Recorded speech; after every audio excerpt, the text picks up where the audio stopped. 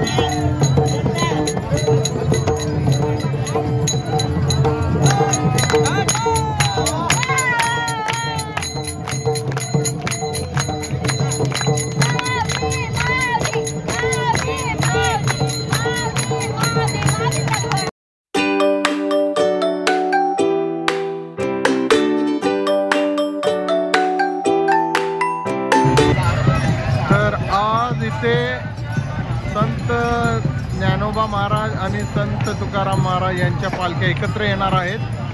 आजचं हे 4थं रिंगण आहे वाकरी जवळचं आणि पूर्ण हे मैदान वारकऱ्यांनी भरलेलं आहे। आपण पाहू शकता कुठं जास्त जागा सोडलेली नाही।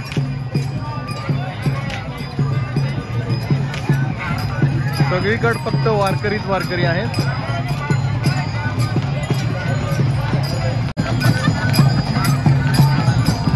सगळी माऊलीच्या तालावर मग्न आहेत। पाहू शकता कोण मैदानी खेळ खेळत आहेत, कोणी झेंडा लहरात आहेत। सगळी आपापल्या मस्तीमध्ये माऊलींच्या गजरात दंग आहेत।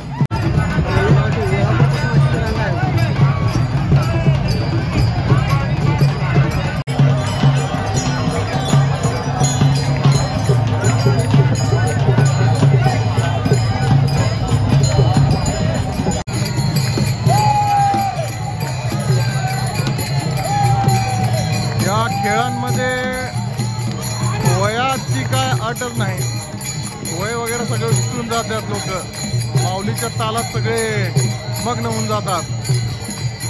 असा हा खेळ आहे।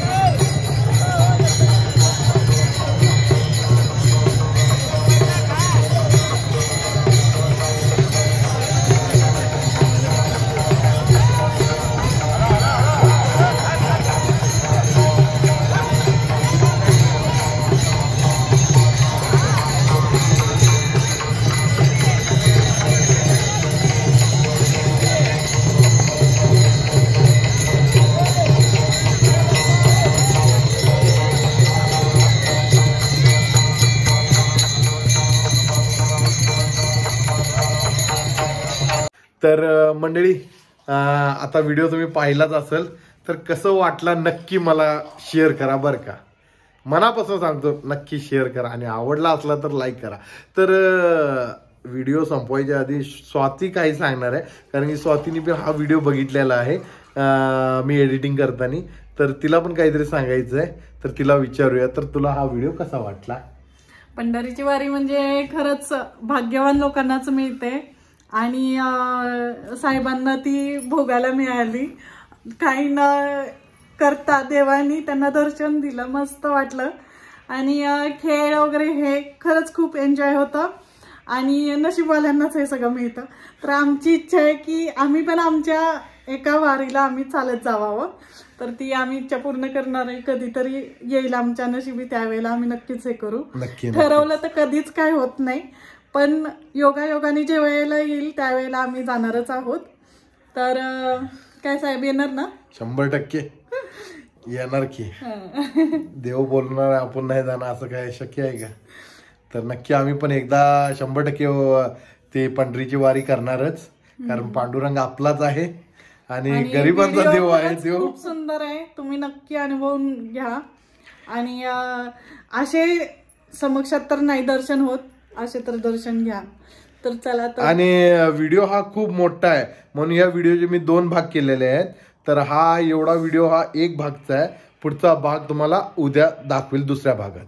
तर तो पण बघा, तो पण खूप मनोरंजन, खूप छान आहे तो पण व्हिडिओ सगळा.